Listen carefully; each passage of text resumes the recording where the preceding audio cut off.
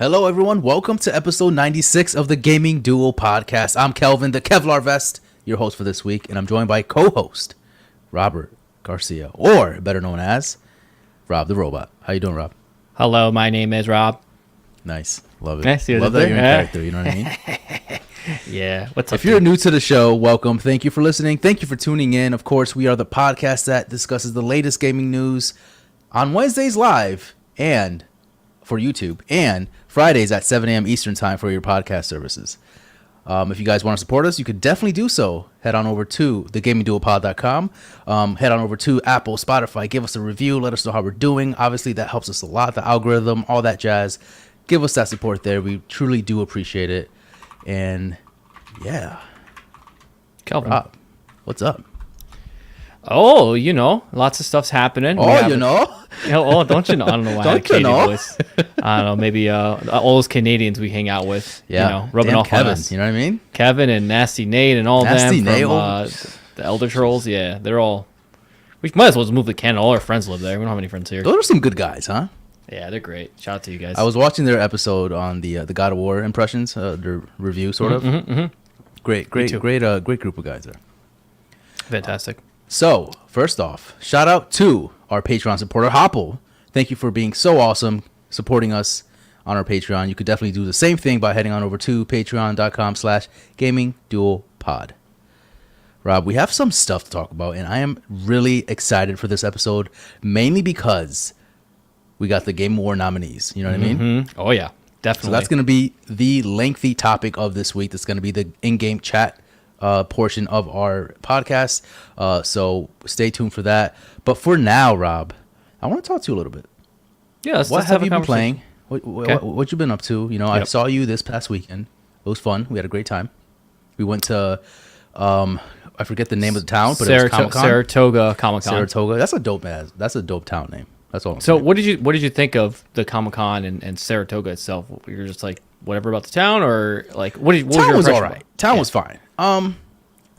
The Comic-Con, obviously, I didn't have high expectations because I obviously we're used to the New York Comic-Con, right? And so that is a lot more grand, a lot more, just there's a ton bigger in more scale. vendors and it's huge. And so I'm like, all right, this is gonna be just like whatever. But I was actually pleasantly surprised of how much there was. I thought at one point when we got there was just like one little section, and I'm just like, is this it? Like, is this really it? It's just like one room, right? But it kind of like you kind of go in through another room, and then it kind of expands from there. So it definitely had a lot more vendors, a lot more stuff to see. The only problem is the stuff that was there, it was just Funko Pops. Again, that's the issue with Comic-Con. A lot of these lately. cons, yeah. It's just Funko Pops. Give me something different, Well, let's talk. Let's tell everyone as far as like our idea, like there should be a gamer con. Yes. Like there should be there isn't really like there's like PAX, which I guess you can count as it, but it's not a true like just video games culture, like a con, video game con. You know what I mean? Like I guess PAX is kind of the closest you can get, right? I guess that's like really the closest. But we're talking about like just dedicated to video games, not developers, because I feel like that's where Comic-Con or PAX is. Video game culture. You got it. You nailed it. That's exactly what I want. Because we're walking around. I'm like, yeah, this is all cool, but most of the stuff is like anime or some other stuff, obviously about comics, which is fine. We're all obviously enjoy that stuff, got DC right? and all that fun stuff. Obviously, but we definitely would like something that is focused more on the games, the gaming culture, and hey, you never know. We might be the pioneers for that. You never know. Yeah, I mean, we did see a Snake cosplay. We did see that when we were at Saratoga. It was hard to. If you can. I mean, it had the badge. This is the thing. This is my thing. I mean, I don't want to be the old grandpa like, oh, you can't have fun. But if you don't pull it off right, don't pull it off. Don't take it out the closet. People have fun though. People are having fun. Let them do what they got to do. So I mean, to be fair, makes them happy. We did go to Comic-Con one year and we dressed up as Assassin's Creed, right? We were one of the two of the assassins from Assassin's Creed, and I mean, looking back at it, did we look that dope? Probably not. I don't think we looked that bad though. I think we were like in the middle. Like it wasn't. There were people taking pictures of us left and right, so we did something right. We did something right, exactly. So I think that we did all right. I weren't like the craziest costume there, but we weren't the worst costume there. And would you do it again if would you do it again? I would, yes, I would definitely do it again, just not that costume. I would do something different. I don't know what it would be though, you know? Like I don't know. I stretched out that costume like crazy. Dude, you used it's not usable anymore. I done, but I think this is a picture of it right here. I don't know. Yeah, there it is. Okay. It doesn't look terrible. You look all right there, actually. Yeah, where's me? Where am I? You don't have a picture of me? No, I don't even know where that picture is of both of us. I have no idea where that went. Anyways, maybe it's for the best. So you gotta help me not jump off this cliff here, Rob. Okay. I'm thinking of shaving the beard. Don't do it. Don't do it. I just can't. At least wait till the end of November. At least, and see where you're at there. But I kind of want to see if I can get a big, burly one. I'm going to try it and see. I want to. Don't get me wrong. But then I look at myself and I'm just like, who am I? You know, like, I'm just like, am I just not? I don't know. It just feels like it's not like nice and straight like how I want it to be, like even if I comb it down. And if there's anything that you guys have any recommendations on like how to like comb your beard or something like that, let me know. But yeah, it's just like fuzzy, you know, and I'm like combing it down, it's still just kind of like puffy.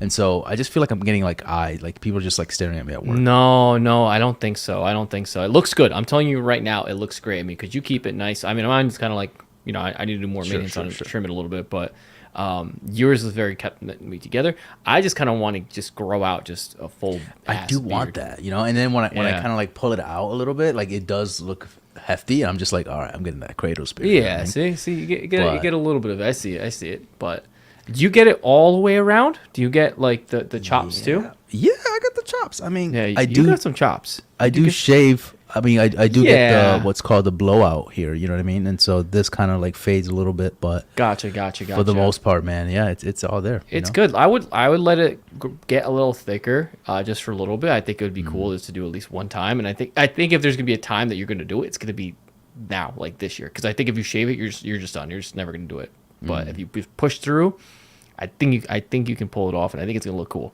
So all right. Yeah. You gave me two steps back. I rejuvenated you. All right. Well, let's get back into the news here, right? News number 1, Phil Spencer settles debate on whether Call of Duty will always be on PlayStation. So I'm going to read just a small little quote here from Phil Spencer here. Quote, "There's nothing hidden. We want to continue to ship Call of Duty on PlayStation without any kind of weird, I figured out the gotcha, as Phil said. Our intent. I understand some people's concerns on this, and I'm just trying to be as clear as I can be." So there was definitely a interview, according to Phil Spencer. There was an interview that he had from, I think it's a podcast, right? From The Verge. It's called Decoder. Yeah, Decoder is the name of it. Decoder podcast. I could actually pull the clip here, and we can actually listen to it and see what exactly he says word for word. I think that would be a good. That'd be good. Yeah. So. Yeah, and so this is interesting as you're pulling that up. Phil saying he doesn't know what the outcome will be with PlayStation and Call of Duty, right? Yeah, he doesn't necessarily. What the future he can't holds. predict the future. So let's hear it from him though. And we think Call of Duty will be on PlayStation as long as players want to play Call of Duty on PlayStation. And that's not a competitive threat against PlayStation. That's just a pragmatic way of looking. You can hear it, right? This brings me back to game streaming, weird. right? Because one way you could get Call of Duty on PlayStation. Native Call of Duty on PlayStation, not linked to them having to carry Game Pass. If they want a streaming version of Call of Duty on the PlayStation, we can do that as well, just like we do on our own consoles. There's don't nothing worry, behind we're my giving back. it to PlayStation. Okay. It is the Call of Duty, Modern Warfare 2, doing great on PlayStation, doing great on Xbox. The next game, the next game, next, like native on the platform, not having to subscribe to Game Pass. Sony does not have to take Game Pass on their platform to make that happen. There's nothing hidden. We want to continue to ship Call of Duty on PlayStation. Yep. Without any kind of weird, I figured out the gotcha. Someone has sent you the digest of angry tweets about this. I can tell that you're like ready to fight with the people online. We think Call of Duty will be on PlayStation as long as players want to play. That's pretty Call much. of Duty on PlayStation. I think that nails it. I think that's not perfect because they're obviously there's been a lot of debacle about like, oh, like, you know, Microsoft has acquired Activision, and that's gonna cause a lot of like just pull, like toss and turn, and people are just like chaotic, like, oh, what's gonna happen to the future of Call of Duty and PlayStation? And that really tells you like, no, this is, everything's going to be the way it is. Think of Minecraft, think of like games that still have a partnership with the person that has that the rights to it, but they're still giving the rights to that game to other, just like, they're still distributing that game. It's like the same thing, Right. Yeah, no, 100%. And I don't think they're gonna like be gatekeepers when it comes to Call of Duty. That would just be dumb for them to do that, like just from a business standpoint, right? Call of Duty is a huge selling IP. Why would they just make it for them when they can just spread it out to PlayStation? There's only so many Xboxes you can sell, and if anything, that might hurt them, right? Like in the long run of just like making it only Xbox exclusive. I do like that because that tells me that they're not just going to be like, well, we have Call of Duty as an exclusive in a couple of years. They're actually going to start working on their Microsoft exclusives. Like I said, Gear 6 is going to come out soon. Like I said, Halo's kind of, you know, reinventing itself and adding all those modes. So I'm glad they're not strictly just relying on Call of Duty to show themselves as a brand, and they're playing nice with PlayStation. I think the console war thing is like I said, back in 360 days, PS3, GameCube, or not GameCube, Wii, right? I think that's all. I think it's kind of past. I think everyone's just trying to play nice for the most part, and they just want to get those games as much in the gamers' hands as possible. You know what I mean? So, yeah, I mean, Phil Spencer being basically the pioneer of just breaking those barriers of the console wars, right? Like, I think it would be like, it would behoove them to definitely keep PlayStation and Call of Duty in the same platform, because obviously they're getting the profit for them, right? They're getting the profit and they're still expanding. And plus, you don't want to get people mad. You don't want to set this. You've gathered such a good like will from everybody, from all the gamers, right? That you don't want that to be cherished because of this, you know. And I think they're doing the right thing. I think this is well said. I wasn't really too concerned about this, honestly. So, but he just hit the nail, and he kind of just like deconfirmed everything. And I think that everyone should be okay. Yeah, exactly. I don't think anyone should be worried about Call of Duty not being on PlayStation. I think that'd be kind of dumb. But then we have Bungie, who got bought by PlayStation. Sony's different though. Sony is more kind of, you know, cards closer to their chest. Yeah, that's kind of like their thing. They're kind of doing the Nintendo route now with all their exclusives, which I don't blame them, because that's more the reason why a lot of people buy their consoles, is because they have those AAA awesome exclusives. So it would be kind of weird if they kind of just didn't do that. Then it'd be like, well, I should just go to Xbox then, right? At that point. Yeah, for sure. So moving on. News number 2 here. Witcher 3 next gen update has a date. First off, I'm gonna be honest here, I had no idea Witcher 3 was getting any next gen update. So this was news to me when I saw it. I didn't either. Like, oh, I had no idea. Yeah. So, Witcher 3, the official Twitter account for Witcher, has confirmed that the next gen update for Witcher 3 Wild Hunt is coming December 14th. Couple tidbits here. Free update for everyone that has the game, obviously. There's going to be more information that will be shared during a Twitch live stream sometime next week. No actual release date yet, but I'm sure we'll get some very soon. CD Projekt Red confirmed that next gen update will include all previous content from the Witcher Netflix series, which is pretty cool. Like, they're actually kind of integrating like some of the DLC or some like Witcher 3 Witcher content from Netflix into the Witcher 3, which is pretty dope. That is really cool. Do you think they're pulling a Skyrim with this, as far as like just trying to like boost sales for the existing game? Or they're just, is it just more of like a quality of life thing, that like quality of life? Yeah, okay. Quality of life. I think that Witcher 3 is such a beloved game from CD Projekt Red that they're just kind of, you know, let's just keep the goodwill. Let's just keep this kind of going and kind of keep the Witcher 3 Witcher name out there. And so obviously with the Netflix series doing so well and people kind of getting a lot more traction, or the Witcher name or the brand is getting more traction, I think that it just made sense for them to just kind of do an update, just kind of keep people interested if they wanted to go back and dive into it. Maybe new people that haven't tried the game and they're like, oh, new update, let's try it out. So it's all win-win for everybody. Do you own Witcher 3? Do you have it on console? I must have because I played it. I physically played it. It's been so long, but I definitely have it somehow.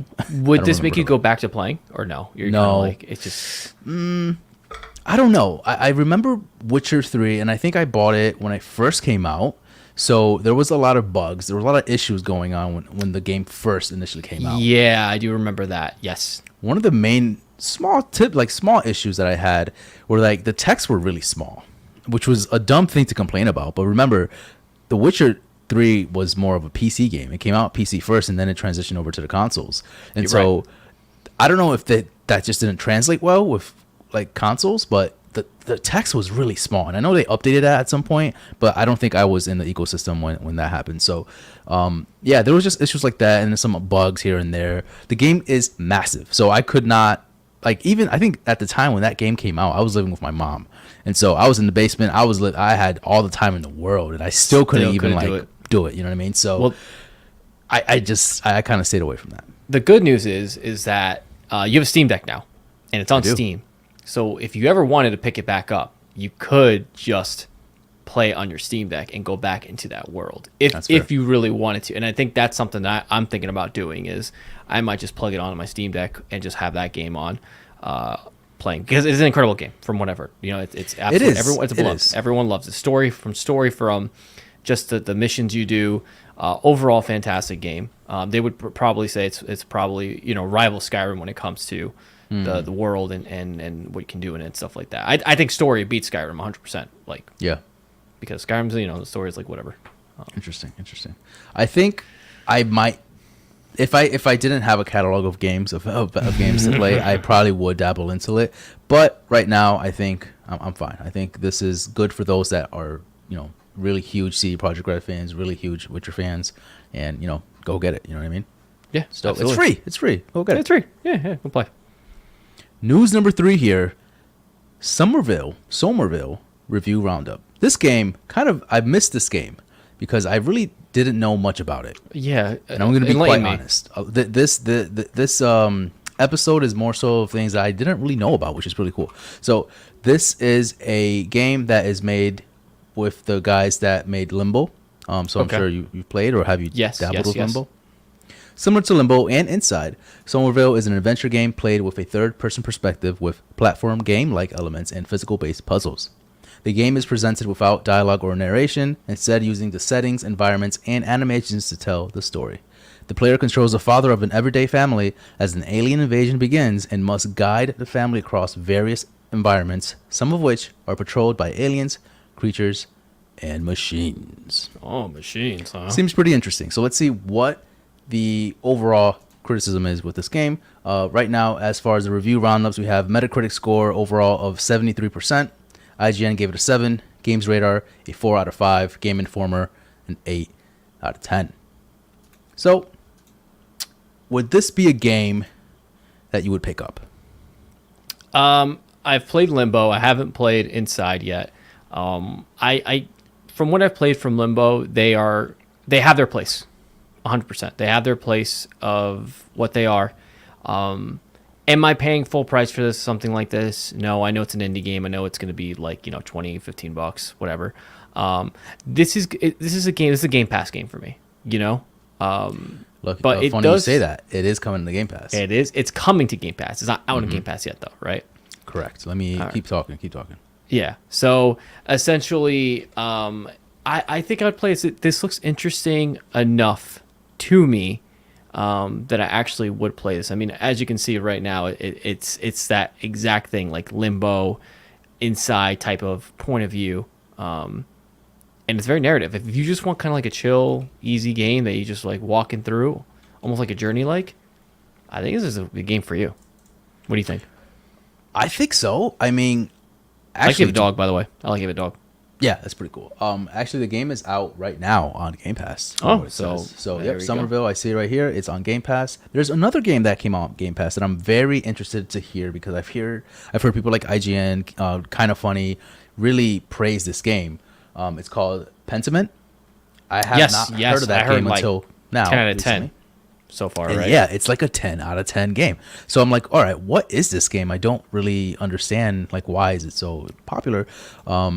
But basically, from what I'm hearing here, it's step into a live illustrated world inspired by illuminations, manuscripts, and printed woodcuts in a time when Europe is at its crossroads of great religious and political change. Walk into footsteps of Andrea. Blah, blah, blah, blah. Nothing really that screams like I want to play this right now. But from what I hear, like it's really freaking cool. It's an RPG. It has like these like art style. I mean, if you could pull it up, Rob, I don't know if you did already, but it's like kind of like these hand-drawn art styles, and it looks pretty cool. I'm gonna be honest, like looking at images though, I don't know if it'll do it justice or not. It doesn't do anything for you, right? It doesn't do anything for me right now. No. So this game, what is it called? Pentiment. Pentiment. Okay. I'm gonna pull up a trailer here for you guys to actually. So there's a review for it. I want a trailer for it. Let me do first impressions. There we go. This is a good one here. Yeah, I mean, what do you think so far looking at it? Like, is this something you would play? No, I'm gonna be quite honest. It doesn't look like anything I would play. But why is it so? The story's gotta be incredible. It's gotta be, right? Like that's the only way I can see people being like, you gotta play this. So maybe that's just it. You know, maybe the story is just that great. I did play a game like this, a story-driven game, and it's called What Remains of Edith Finch. That one. Yeah. You love that game, yeah. Yeah, and there was another game I played. I forget what it's called, but you're in a house alone. And you're trying to figure out where your parents went, or or where your friend went, or something, or your sister. I don't really remember the name. I can't. Gone Home. That was the name of it. Another good game. So these games definitely have their place, and maybe this is a good game. Maybe this is. It's interesting because this is made by Obsidian Game Entertainment, which is the developers that made like Outer Worlds 2. Grounded was another one of their games. I'm pulling up their website right now.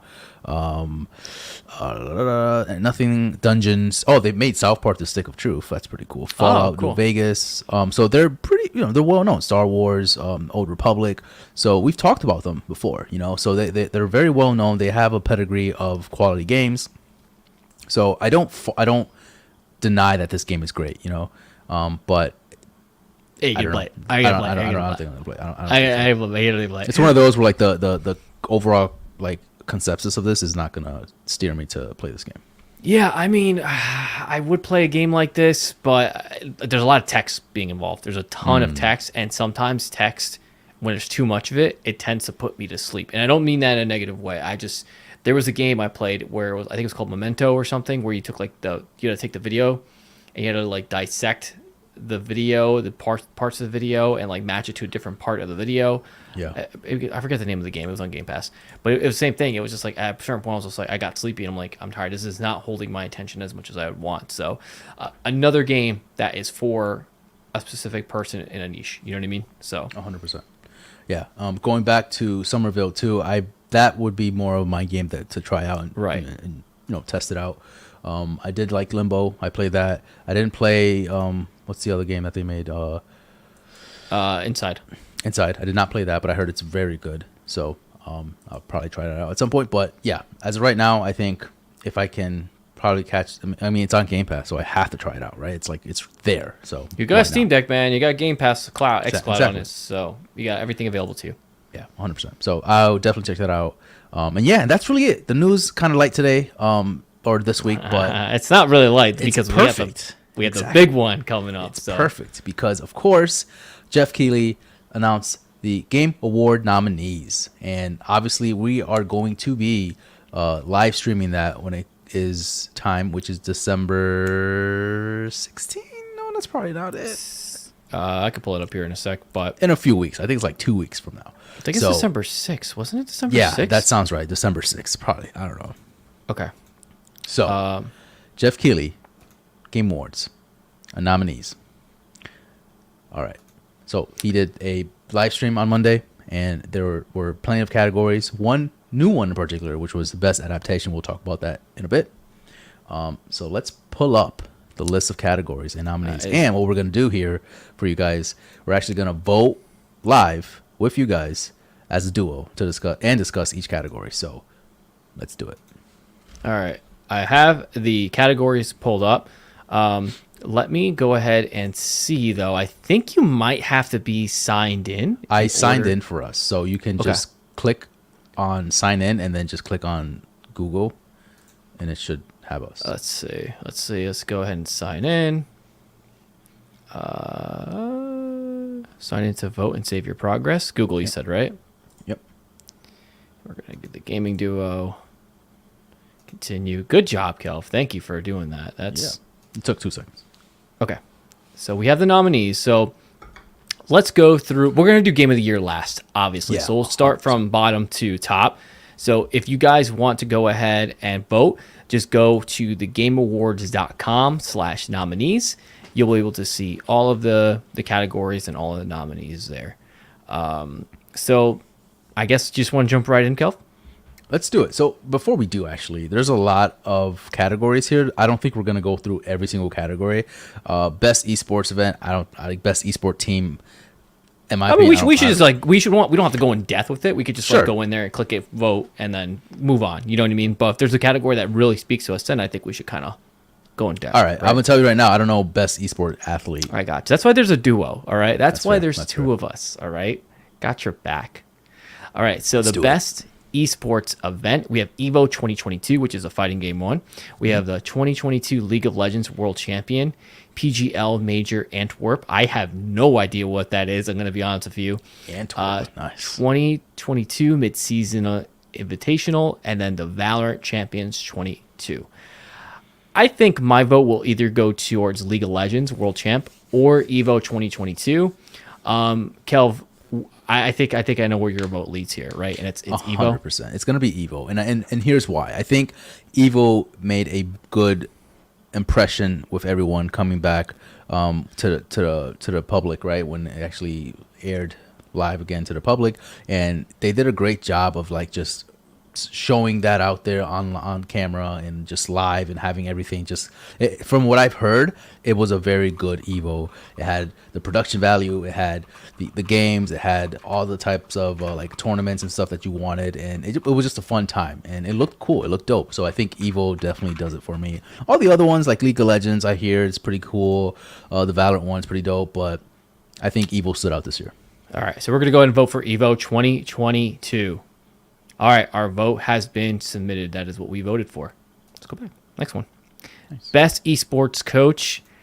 I don't know who any of these people are, so I don't want to throw a vote in there for no reason, right? You don't think we should just throw a vote if we don't even know who these people are, or should we just randomly pick one? I mean, I don't know any of these people, so I don't know. I'm gonna pick Robert because Robert is it's my name, CS:GO. So I'm gonna go ahead and pick Robert. Or this is a League of Legends guy. I don't know. So Go Score Dong Bing. Ooh, his last name. That's a his great name's name. Dong. That's a great name. Go for him right now. Yeah, that's a Dong. All right, we got Dong. All right. Go Dong Bin. Let's go Dong. Well, Go Score Dong Bing. Right. All right. So we voted for best esports team. Another one. We can just kind of go quickly through this. We're gonna pick Dark Zero Esports. Kind of sounds cool. It does actually, yeah. Yeah, so we're gonna go Dark Zero on that one. Oh, we're just going. All right, you didn't name the other ones. LA Thieves, FaZe Clan, Gen G, LA Thieves, and LA Loud. Thieves is 100 Thieves, right? That's part of them. I'm not 100% sure. Pretty all sure. right, let's go to the next category, and that is best esports athlete. Let's kind of go past the esports real quick. Told you. You're right. You were right on that one. You called it. What about best esports game? I think that one's okay. Do that. We got Counter-Strike Global Offensive, Dota 2, League of Legends, Rocket League, and Valorant. You know what my vote is. Valorant? Or no, Dota, for sure. No. League of Legends, bro. League of Legends. Oh, okay, my bad. You okay with that one? Can I throw that in there? Yeah. This is not a category for me, so. All right. Rocket League, probably. Yeah, Rocket League's a good one. All right, next one is most anticipated game. Okay, we need to talk about this one. Right in there. Okay, let's go. All right. This is interesting. Okay. Nominees for this category are Final Fantasy 16, Hogwarts Legacy, Resident Evil 4, Starfield, and The Legend of Zelda Tears of the Kingdom. I'm going to have you start. I think What do you think? What do you think? Let's knock out the ones I know we're not. I don't mean you are not going to vote for. I know for a fact. Starfield, Hogwarts Legacy. We're not gonna. I don't think we they vote deserve for this. it at this point. I don't think they're. I mean, they're anticipated, but not most anticipated. You know what I mean? Starfield has a lot to prove. Yes. Right now, and I think Hogwarts Legacy, that looks fantastic, and I would say that is like a huge, like, it looks crazy and it looks awesome, but if you're not a Harry Potter fan, it might not appeal to you. Sure. Right. Right. Resident Evil 4 looks amazing and incredible, but it is a remake. It is a remake, and I think that's what's holding it back. So it comes down to Final Fantasy 16 and Zelda. So I'm going to have you talk. I honestly think, as much as I would want Final Fantasy 16 to win, Legend of Zelda: Tears of the Kingdom is definitely going to win. That game has so much hype, and people have been wanting just a title, just a slither of a title. Just give me something. And we have enough, and I think this is. I'm surprised though. We don't have like Spider-Man 2 there. We don't have like, there's. I feel like there's more games that would be more qualified for most anticipated, but Spider-Man 2 it kind of comes up. Is it because they need a date? You need an actual date. Maybe. For... Good point. I mean, some of these don't have hard dates either, but they have like a, somewhat in a ballpark of like when that's going to be released. So, yeah, my vote is for Legend of Zelda for sure. I thought we were going to go Final Fantasy on that one, but I agree with you. Vote. I'm going to go with Nintendo. I mean, Legend of Zelda, you can't really beat it. You can't beat the sequel to Breath of the Wild, the best Zelda game of all time for the most part. Again, we're talking about what's the most anticipated game. My vote would probably be Final Fantasy 16, but if I want to win, I know Legend of Zelda is going to be the one that's going to take it. All right, so Zelda Tears of the Kingdom is our most anticipated game. Okay, next one is this is a new category. Right, yeah, this is awesome. Best adaptation. Take it away, Kof. This is awesome because we've talked and so much. Hard. Yeah, we talked so much about this with like video game adaptations now, and like the movie scene kind of being big for video games right now. And now they have their own category at the Game Awards. And now, so first up here is Arcane, League of Legends, Cyberpunk, Edge Runners, The Cuphead Show, Sonic the Hedgehog 2, and Uncharted. All right, first off, let's just get Uncharted out of here. Let's just get it. That's my vote. What do you mean? Yeah, okay, you're funny. You're a funny guy. I mean, if you guys watched it and you thought it was good, great, but it's not going to win. It wasn't bad. It wasn't a bad. It was a good, like, just action, like, turn your brain off and just watch, It was okay. It was. But if we're being honest here, Arcane, 100%.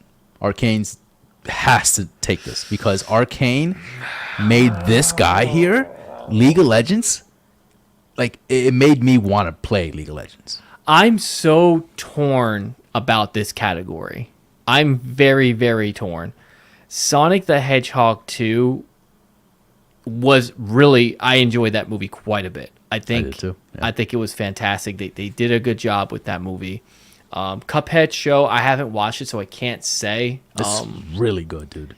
But does it compare to Arcane or League of Legends? No. I love Cyberpunk. I really did love Cyberpunk Edge Runners. Did you watch it or no?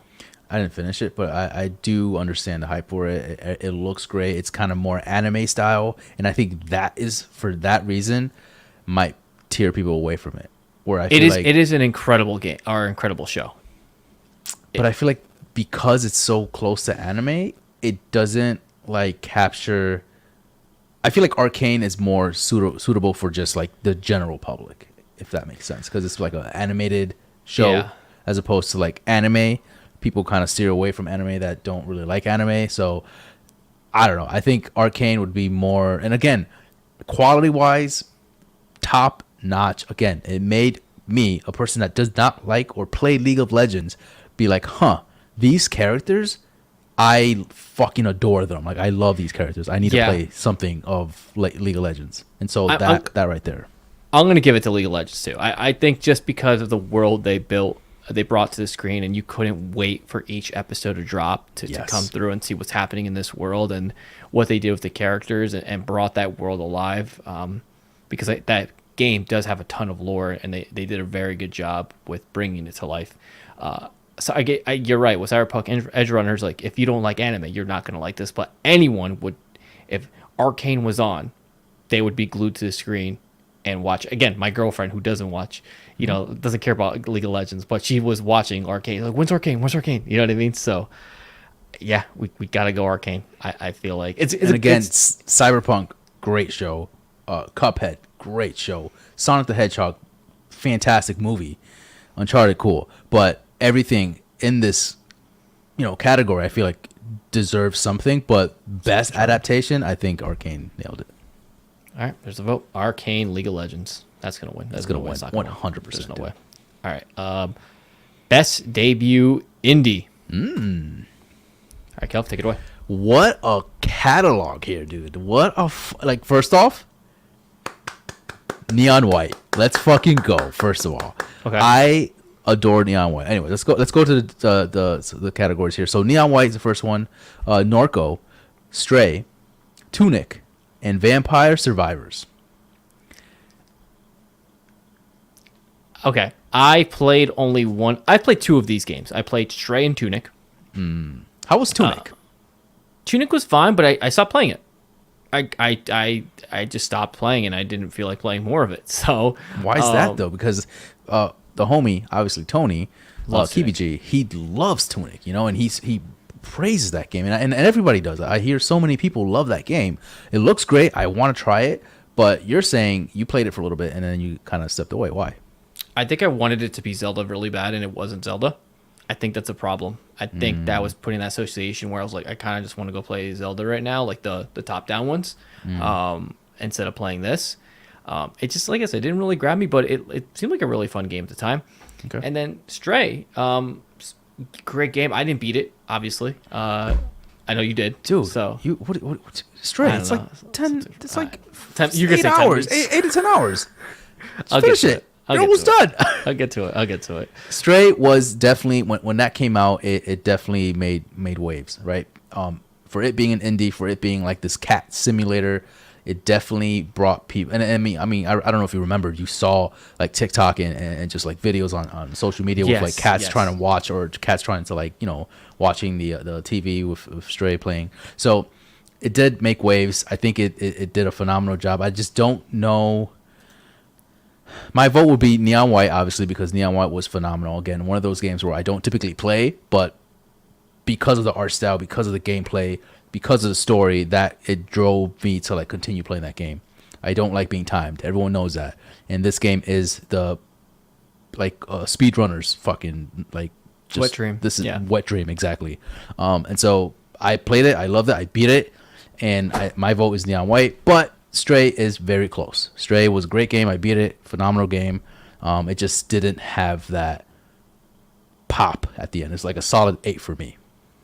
I think Stray will win, if I'm being honest, just because I think a lot of the masses kind of took to Stray and liked it, and they thought the cat was really cool.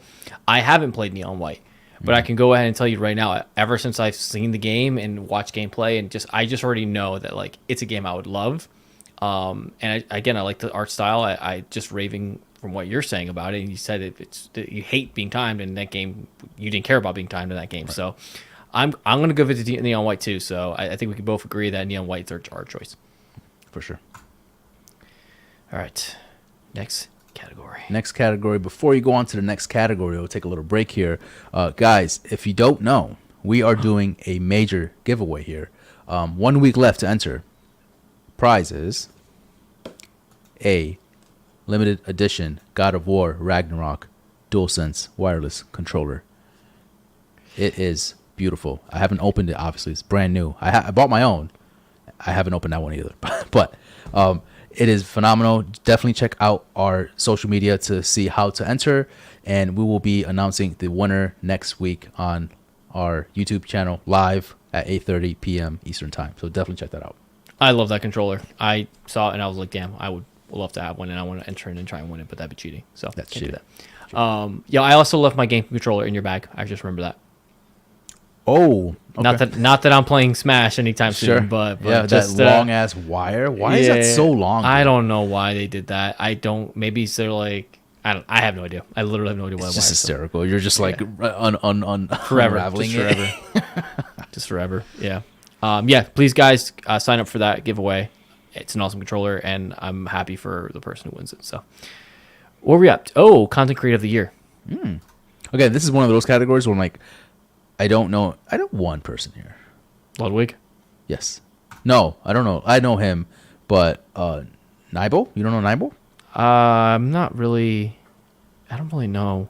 Really? I'm gonna give Ludwig because I just hear everyone talk about Ludwig, so I'm gonna give it to Ludwig. Is that okay? Okay, sure. Can I do it? Okay, but just to go through the people, it's Carl Jacobs, Ludwig, Nabillion. Is that how you say his name? Nabillion? Nibel for short, yeah. Nibel. Okay. Nobru. Is that his name? Sure. And QT Cinderella. Cinderella. Yeah, Cinderella. So we're gonna vote for Ludwig, right? Sure. Okay. All right. Oh, next category is pretty nice. Best multiplayer. All right. Nominees are Call of Duty Modern Warfare 2, Multiverses, Overwatch 2, Splatoon 3, and Teenage Mutant Ninja Turtles Shredder's Revenge. Okay. This is a tough one. I can already remove Overwatch 2 from my list here because I don't play it. Splatoon 3, don't think it's going to win. So 3. it's either Splatoon. I said that. Splatoon 3. It's either you Oh, said 3 left. Okay, so it's either Call of Duty, Multiverse, or Teenage Mutant Ninja Turtles. So what do you think, Rob? okay. Tough. It's tough. It is tough. Will Call of Duty win? I feel like Call of Duty wins all the time now. Well, Call of Duty is just it's Call of Duty, right? And whenever Call of Duty comes out, it's like we know what we're getting. It's going to be good. It's going to be the formula we know and love, right? So that's an easy dub. But Multiverses did a really good job when it first released, where people were kind of hyped to play that game, and it shook up the fighting platformer like quite a bit. Like people like comparing it to Smash, and it actually was decent, unlike Nickelodeon All Stars, whatever it's called. I almost think they deserve the reward just because they actually went out and tried and did it. You know what I mean? And tried something different and had that co-op, which was cool. And was a multiplayer great though is the thing. Like, was it a good multiplayer game? And what do you think? I think so. I mean, to be fair, it's still in beta, right? So is it even qualified? Like, should it be qualified? I don't know. Regardless, it's a game. People are playing it. It's still in beta. But when it first came out, it was pretty solid. Even when it was in alpha, when we played it, we were like, you know what? It plays pretty well. Like, obviously, there were some issues there. But for the most part, we were playing games off the bat, and we were having a good time. We were doing co-op a lot of times. We were doing duos, and it was good. It was fun. I definitely think it would go to Multiverses, like you said. I think you nailed it. They shook that type of genre a little bit more, with obviously Smash kind of like leaving a little bit of that like that open opportunity for them to kind of swoop in and take that. And so I think Multiverses kind of did the best it could to kind of be on par with Smash. And like you said, it definitely made numbers. It did numbers. People were playing like by the millions at that point when it first came out. And so it did something right. So Multiverses for me. I'm gonna pick Multiverses. I don't think personally it's going to win, but we're not picking for things to win. We're picking what we think personally is our I'm picking vote. to win. Multiverses Fucking is loser. the vote here.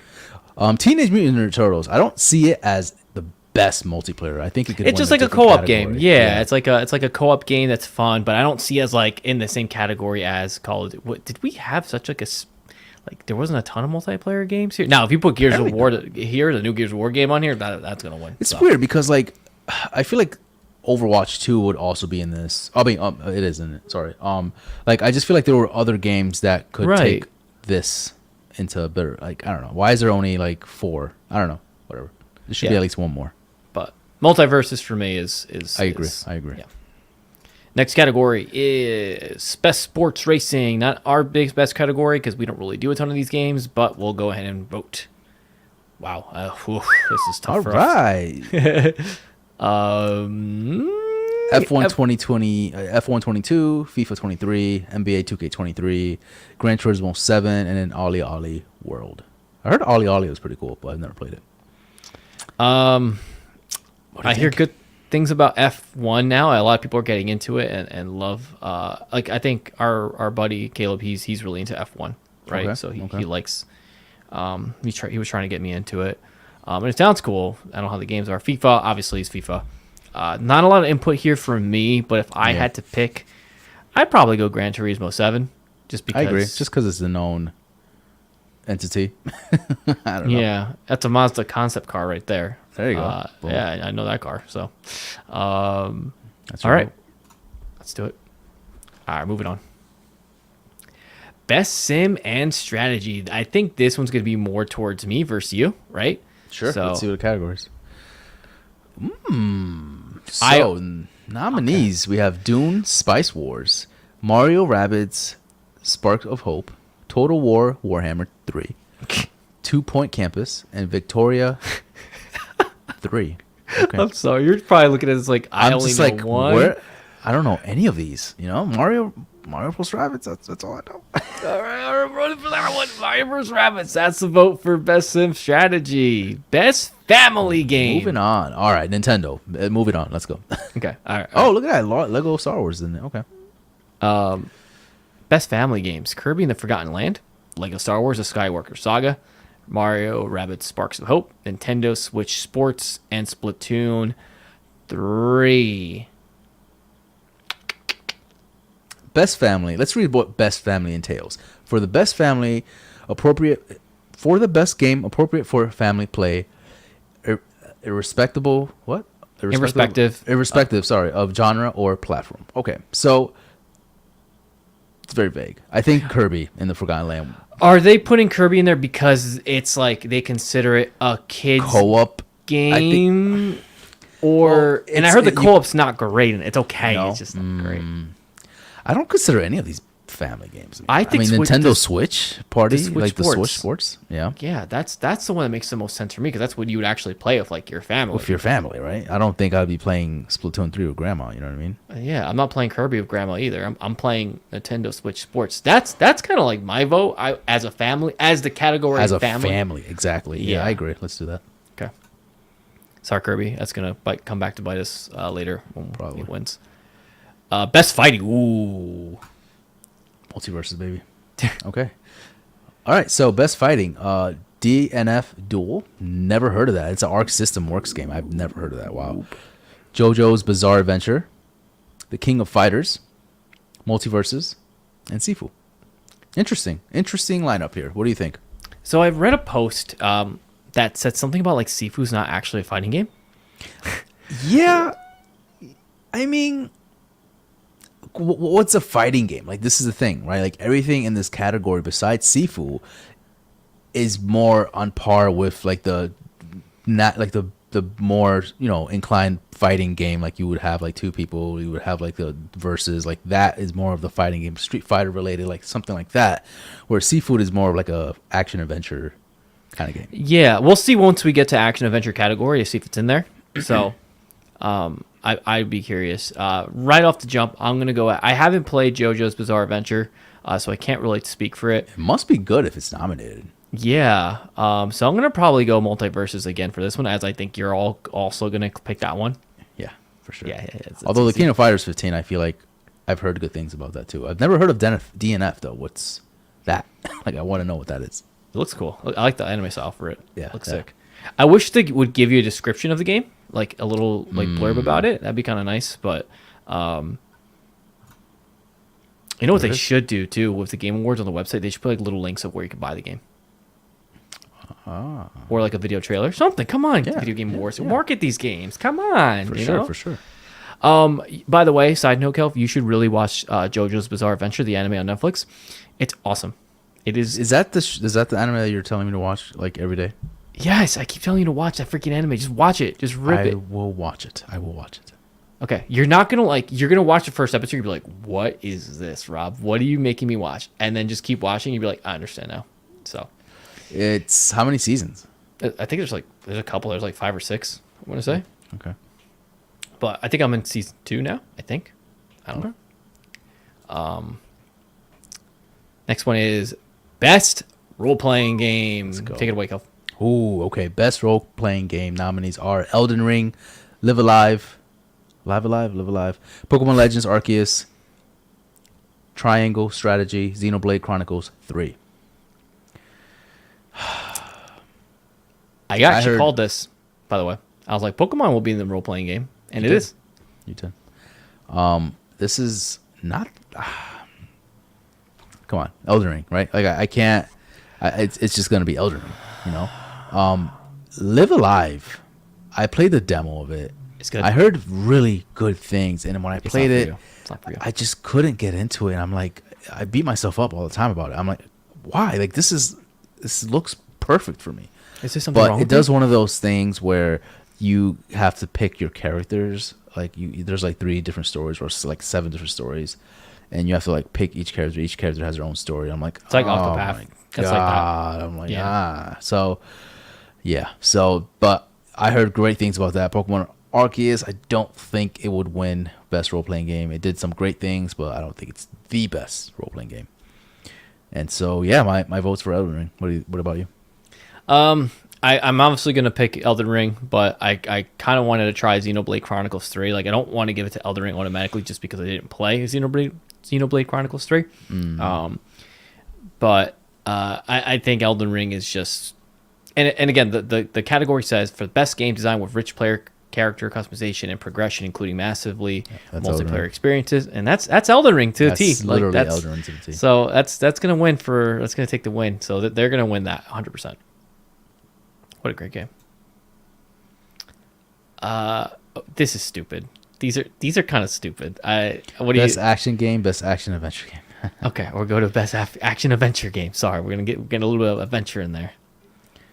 Ooh. Okay. Best action adventure game. For the best action adventure game combining combat with traversal and puzzle solving, nominees are A Plague's Tale: Requiem, God of War: Ragnarok, Horizon Forbidden West, Stray, and Tunic.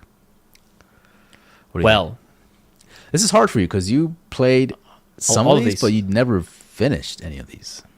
you're right.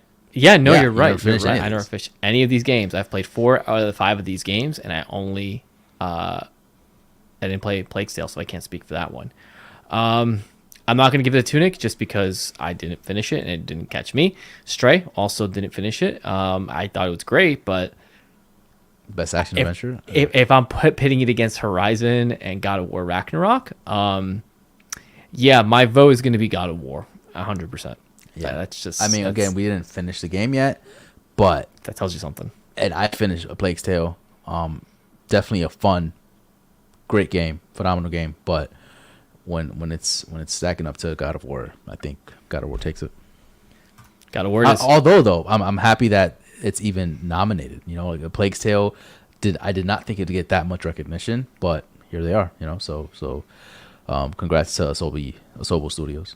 Yeah, you guys are great. Now we're going to just action, not action adventure. Okay, a little different. It's actually quite I thought there would be like the same kind of games in there, but no, it's Makes sense. I see. Okay. Nominees are Bayonetta 3, Call of Duty Modern Warfare 2, Neon White, Sifu, and TMNT Shudder's Revenge. See, I feel like Sifu shouldn't be a fighting game because it's an action game. It's an This action makes game. more sense. This is where it should be. Best action game, in my opinion, right? Yeah, we've played 3 out of these. We haven't played Bayonetta 3 or Sifu. Kelv, what are you picking here? What's your choice? This is tough. I'm gonna probably go with. I don't think it's gonna win though. Neon White for me. Neon White.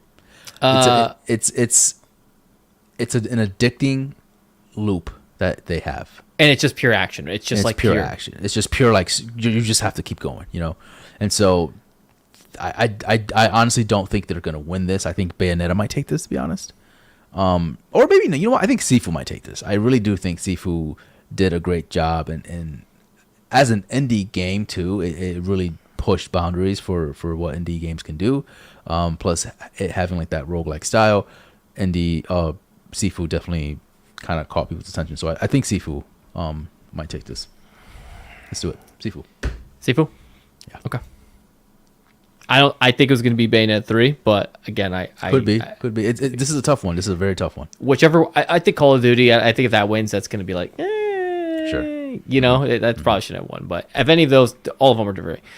This one's going to be tough for us because we don't have VR or AR. Best AR, virtual reality game.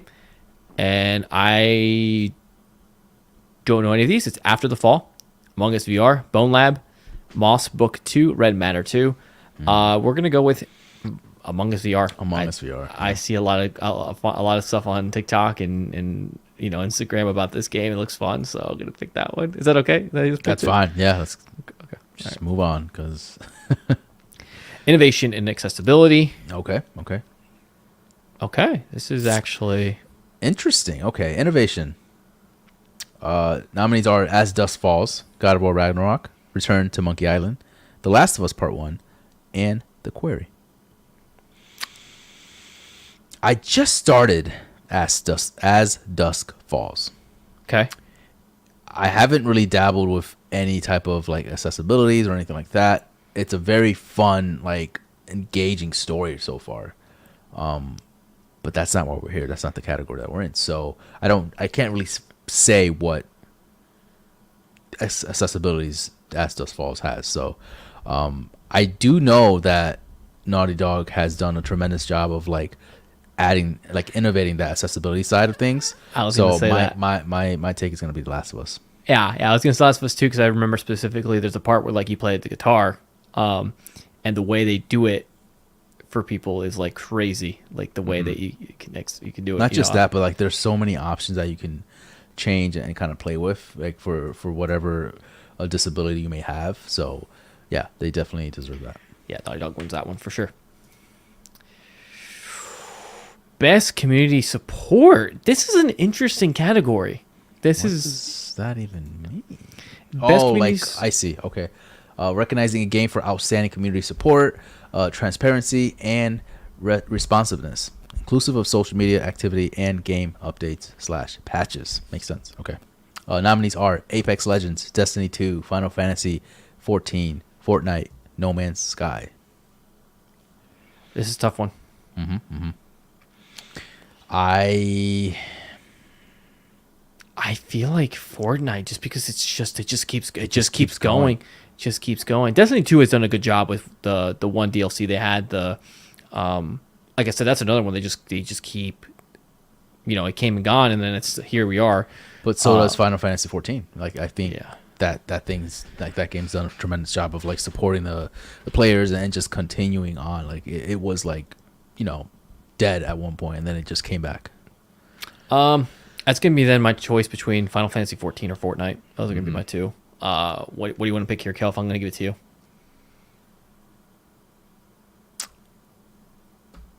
Come on. Can Fortnite win this again? Like I feel like they win this every year. All right. Yeah. Let's just do Fortnite just to see if they win it again. All right. Best mobile game. We're gonna breeze through this one, just really fast.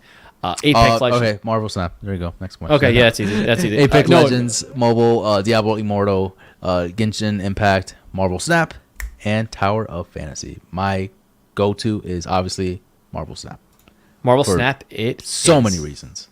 Kelvin loves that game. If you guys haven't noticed, he loves that. He wants to inject that game into his veins. I will riot if that game does not win. Okay, I think it's gonna win. Yeah. I think it's gonna win. Best indie. Ooh. Wait, what was the other one we did? Didn't we? Best debut indie. Okay, so there's a difference. All right. Again, Best indie nominees are Cult of the Lamb, Neon White, Sifu, Stray, and Tunic.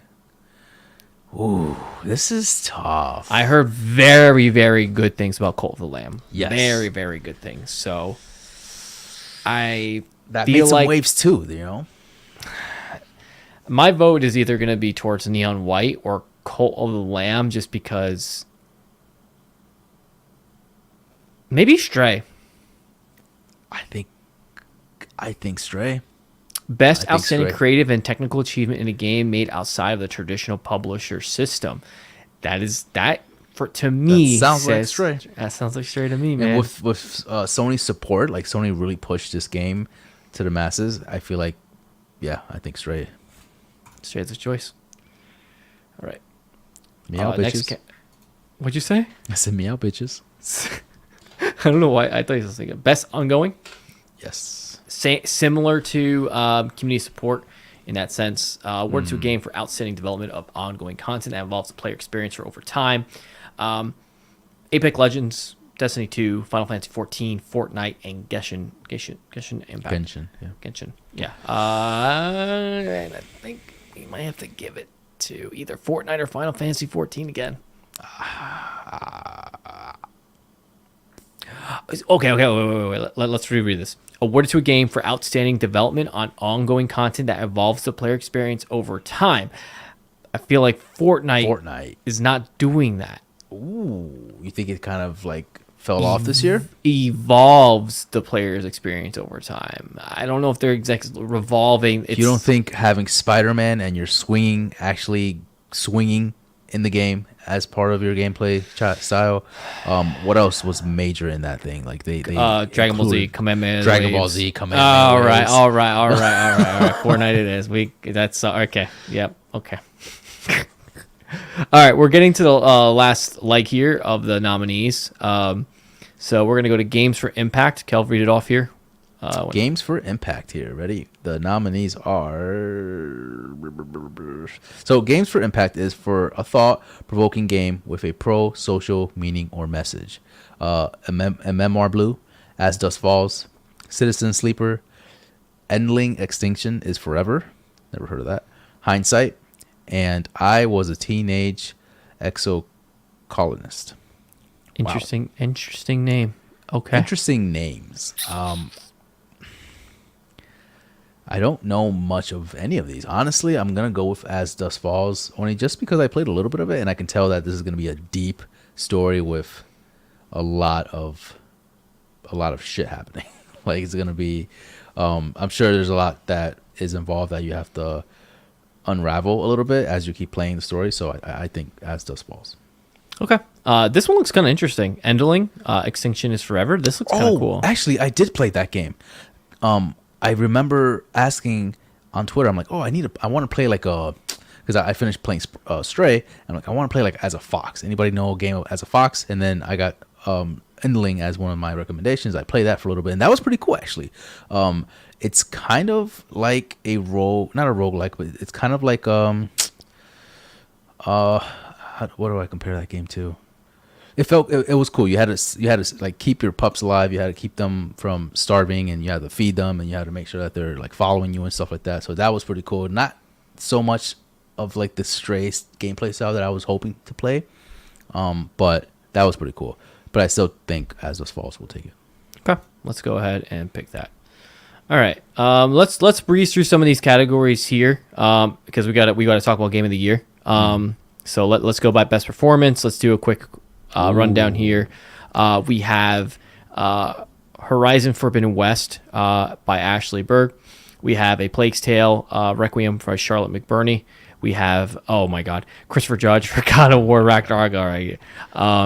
Main Engage for Immortality. And then we have Sunny Suljic. Is that Atreus? Yes. Yes. Atreus. To me. You know who I'm picking. Christopher Judge, man.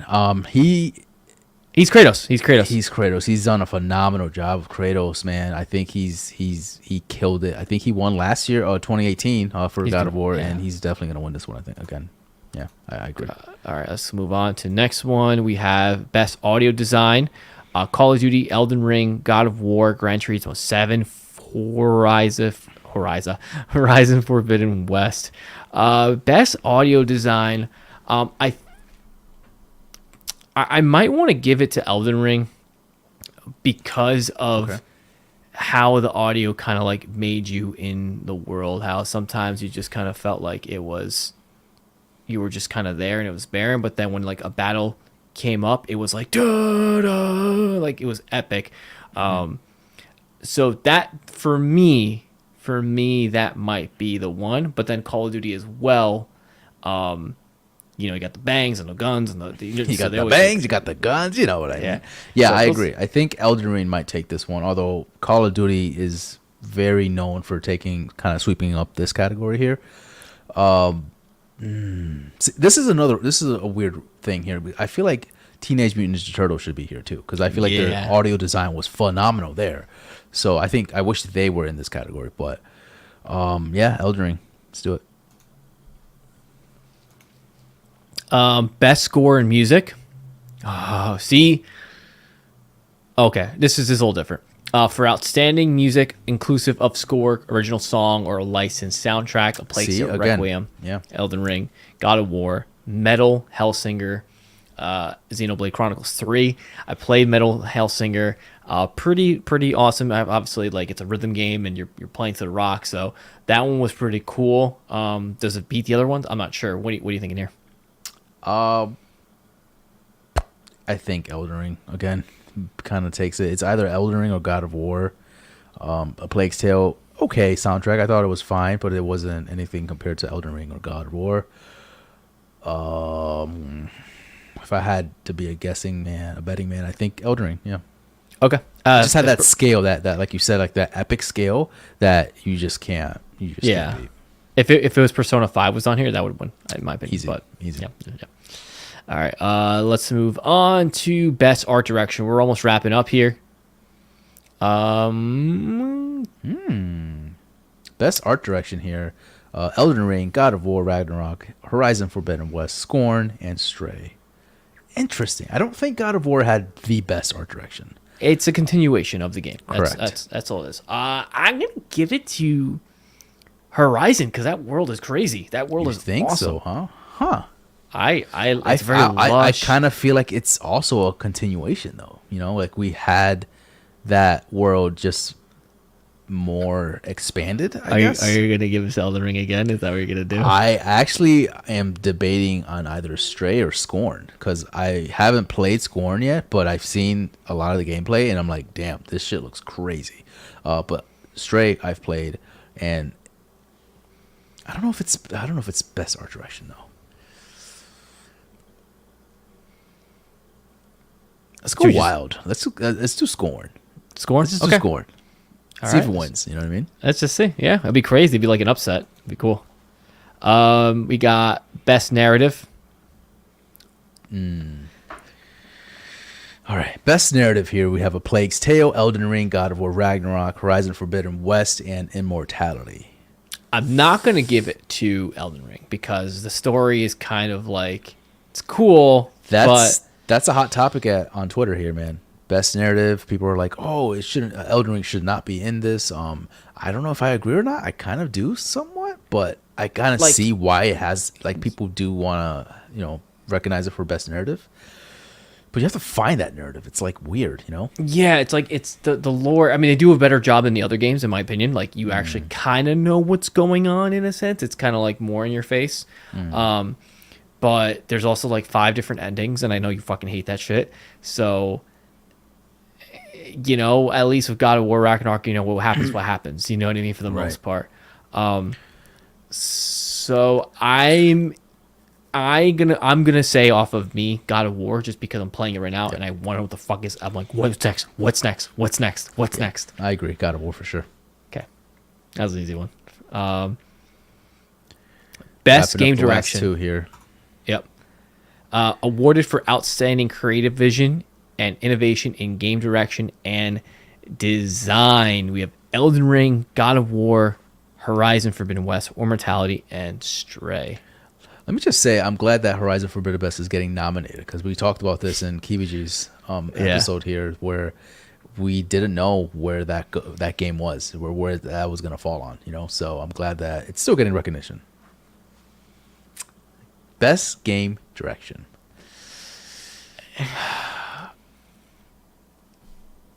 I think Elden Ring kind of wins this, to be honest. Yeah. That was the peak of everything. That was what made that game stand out so much was just the direction that game went. Yeah. Vision and innovation. It just meshes with Elden Ring. And these are all deserving of it, obviously. Don't get me wrong, 100%. they're all fantastic. It's just this one is the one. All right, guys, we're on the final category. Game of the Year. Kelv, take it away. What are the nominees for Game of the Year? The nominees for Game of the Year are, I feel like I'm in the actual show. Yeah. A Plague's Tale Requiem, Elden Ring, God of War Ragnarok, Horizon Forbidden West, Stray, and Xenoblade Chronicles 3. As we get closer to like the last few, you can kind of see they're all similar. Yes. Right? All Yes. the nominees. Game of the Year, Rob. Who do you think is going to win Game of the Year? So let's read a little excerpt here as far as what Game of the Year is. It's recognizing a game that delivers the absolute best experience across all creative and technical fields. So let's X out the ones that we know we're not going to win. Let's get those out. We know Plague's Tale is not going to win. Okay. We know Stray is not going to win. Right? We know Xenoblade can't win. We do Xenoblade. Not that I can't. I just don't think it will. It was just, yeah, exactly. So now we have these three. We have Horizon Forbidden West, we have Elden Ring, and God of War Ragnarok. I'm going to say right now, Horizon Forbidden West, it got snubbed yet again. So I don't think people are going to vote for Horizon Forbidden West. I just don't think enough people played it. Yeah. It literally comes down to, we're sugarcoating this. It literally comes down to Elden Ring and God of War. Who do you think will win Game of the Year? This is where where we put in our votes here.